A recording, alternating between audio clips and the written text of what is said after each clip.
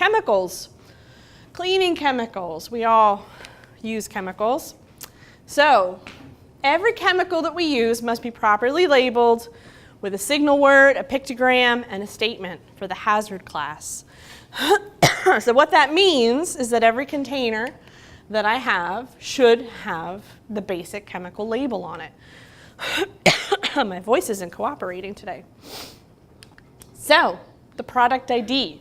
So when we buy this from the manufacturer, so you might be using some things that you could buy commercially available, right? You're probably buying some cleaners that you can buy off the shelf. So if it's for consumer commodity, it's probably not going to have this level of label on it. But if you buy something in bulk size, you order something in a large container, then it's required to have this label on it. So it's going to tell us what it is. It's supplier information. So even things like bleach, if you buy bleach in large buckets, it should have an appropriate label on it because bleach is actually a really hazardous chemical. Ammonia is hazardous, so it's going to have an appropriate label on it. But this is going to tell us who made it and how to get in touch with them. The signal word, it is either going to be warning or danger. So when we look at those two words, which one sounds more severe? Warning or danger? Danger. So if we see warning, we got to be careful. But if we see danger, then that tells us it's probably a little bit worse. And we need to make sure that we read a little bit more into what this label tells us. Its hazard statement is going to be its primary hazard. What is the biggest thing that this chemical could do to us? Is it flammable?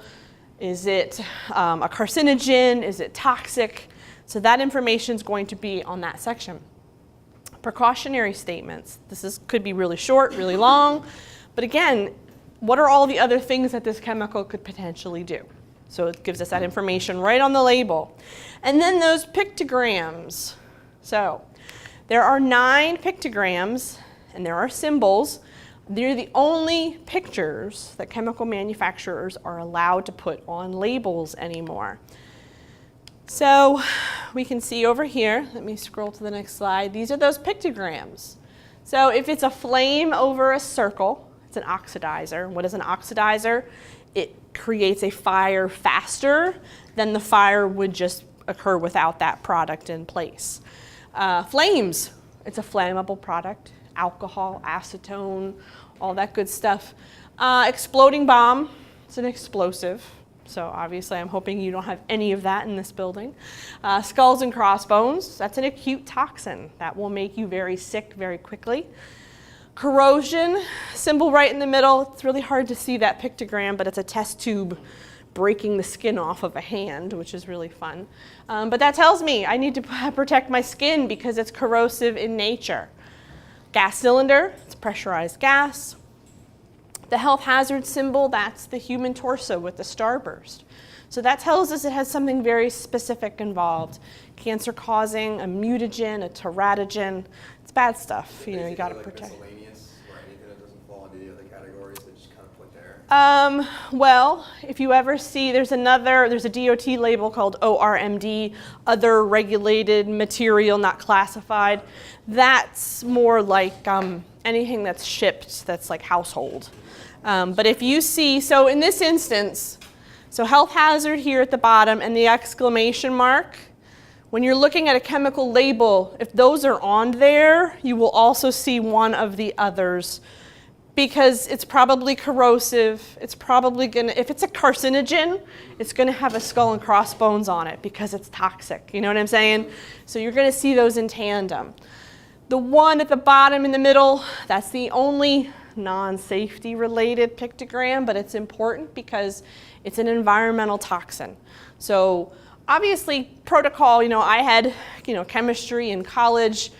We don't pour chemicals down the drain. I worked in a lab. We don't do that. You don't put anything into the waterway because it could potentially get out into the waterways and, destroy the environment. But if this is on it, it tells us it's really bad. And if it gets into the waterway, it's going to kill the fish. It's going to kill the algae. It's going to create, you ever read about all that stuff where DEP responds? That's because this type of material got dropped into the waterway. So know where your safety data sheets are. Do you guys know where they are? Yeah? Okay, good.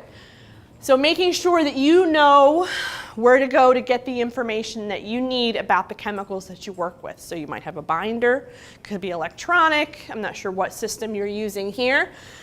But each chemical has an SDS. It is a summary, 16 sections, that tells you all of the hazards related to the chemical. So even if it's involved in a fire, what do the firemen need to know?